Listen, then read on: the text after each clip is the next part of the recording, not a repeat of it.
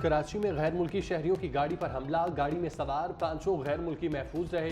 लांडी Mansehra colony के करीब police ने दहशतगर्दों का हमला नाकाम बना दिया। 2 दहशतगर्द हलाक, तीसरा फरार हो गया। वाकई में 2 सिक्योरिटी गार्ड और 1 राहगीर जख्मी। फरार हुए तीसरे दहशतगर्द की तलाश के लिए पुलिस का सर्च ऑपरेशन। वज़ीर आला सिंध का नोटिस, IG से रिपोर्ट तलब।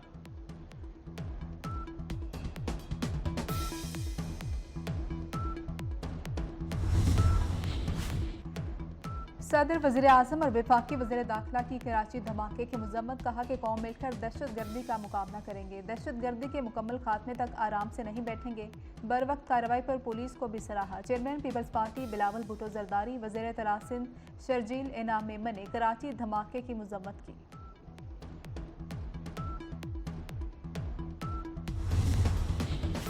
गैर मुल्कियों की सिक्योरिटी में कोताही बर्दाश्त नहीं की जाएगी।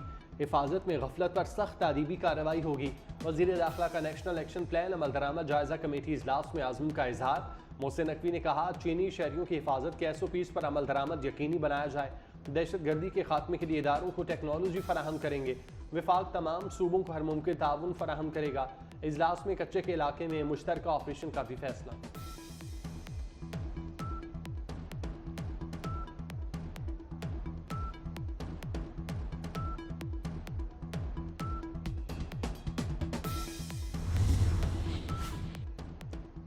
कराची में गैर मुल्कियों की गाड़ी पर खुदकुश हमला नाकाम, पुलिस की बनाई गई हिकमत अमली काम कर गई। हसास इदारों की जानिब से 2 माह कबल दहशतगर्द हमले की निशानदही कर दी गई थी। ईस्ट जोन पुलिस ने सिक्योरिटी इंतजामात मुकम्मल कर रखे थे। DIG ईस्ट का कहना है कि ईस्ट जोन पुलिस की प्लानिंग और सिक्योरिटी गार्ड्स की हाजिर दमागी ने गैर मुल्कियों को महफूज रखा। कंपनीज में काम करने वाले गैर मुल्कियों को भी अलर्ट कर दिया गया।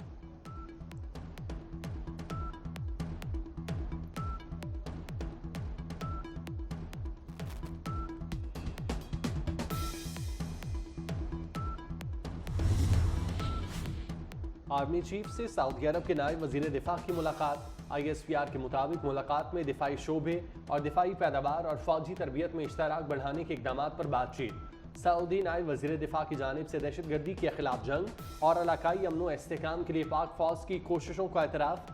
Army chief general Asim Munir का पाक फौज की जानिब से सऊदी बड़ी फौज की इस्तेदाद कार में इजाफे के लिए ताउन जारी रखने के अज़्म का यादा।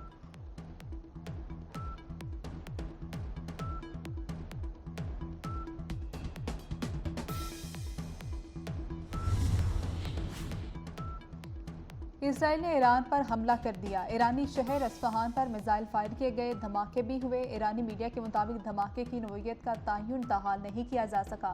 धमाकों के बगैर कई एयरपोर्ट्स को बंद कर दिया गया, मगर भी ईरान से गुजरने वाले तैयारों का रुख भी तब्दील कर दिया गया। अमरीकी मीडिया के मुताबिक इसराइल ने इराक और शाम में भी अहदाफ को निशाना बनाया।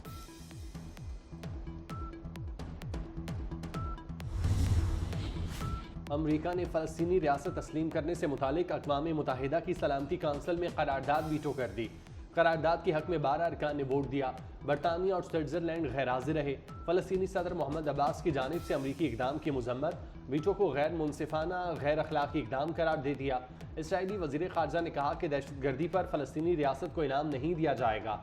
अक़वाम मुत्तहिदा के सेक्रेटरी जनरल एंटोनियो गुतेरेस ने कहा था, 2 रियासती हल में पेशरफ्त न की गई तो तशद्दुद का खतरा बढ़ेगा।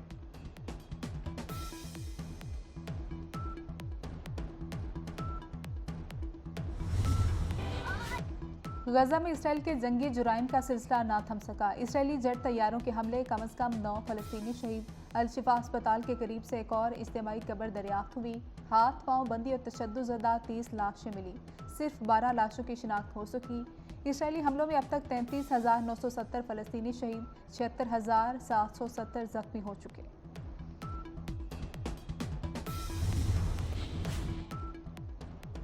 गजा में इंसानी अलमिये पर मैक्सिको और चिली की आलमी फौजदारी अदालत में मुश्तरका दरख्वास्त। इसराइली वज़ीर आज़म नेतन्याहू के वारंट गिरफ्तारी जारी होने का इम्कान।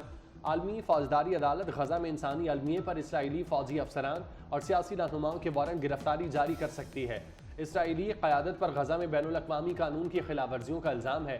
मैक्सिको और चिली ने फ़लस्तीनियों के खिलाफ इसराइली जंगी जराइम की तफ्तीश का मुतालबा किया था।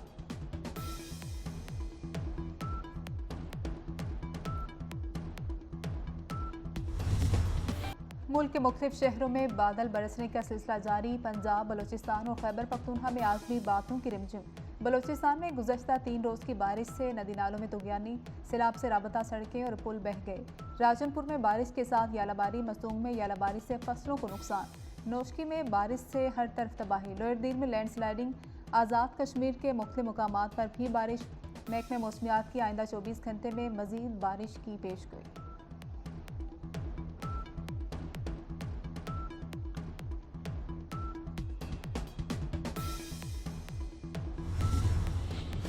मुसलसल बारिशों से बलूचिस्तान में हर तरफ तबाही। हालिया बारिशों ने सूबे के मुख्तलिफ इलाकों में 15 अफराद जाँ बाग, 100 से जायद जख्मी हुए। कई इलाकों में कच्चे मकानात गिर गए, 200 से जायद मकानात को नुकसान पहुंचा। PTMA ने बारिशों से होने वाले नुकसानात की रिपोर्ट जारी कर दी। सैलाबी रैलों से मुख्तलिफ शाहराहों और 4 पुलों को नुकसान पहुंचा। शदीद सैलाबी सूरत हाल के बायस नौशकी में सरकारी और निजी स्कूल कल तक बंद रहेंगे।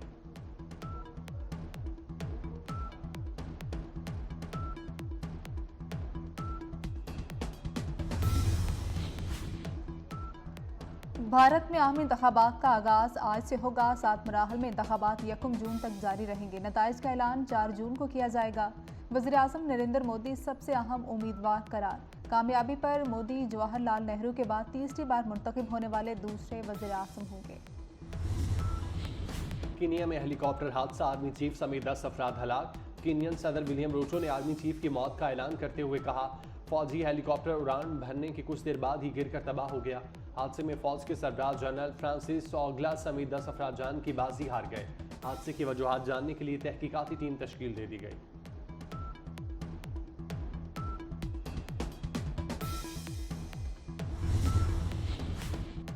इसराइल के ईरान पर जवाबी हमले के बाद आलमी मार्केट में खाम तेल की कीमतों में इजाफा। खाम तेल की कीमतों में 2.20% का इजाफा रिकॉर्ड। अमरीकी खाम तेल महंगा होकर $84.50 फी बैरल पर पहुंच गया। लंदन ब्रेंट ऑयल $88.85 फी बैरल हो गया। खाम तेल महंगा होने से दरामदी ममालिक में महंगाई की शरह बढ़ने का खदशा।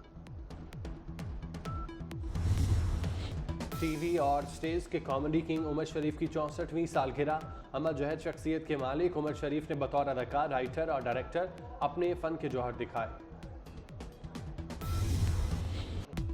और शहनशाह जज्बात एहसास अदाकार मोहम्मद अली के मद्दा आज उनकी सालगिरह मना रहे हैं। मोहम्मद अली की लातादाद सुपरहिट फिल्में आज भी शायकीन को उनकी याद दिलाती।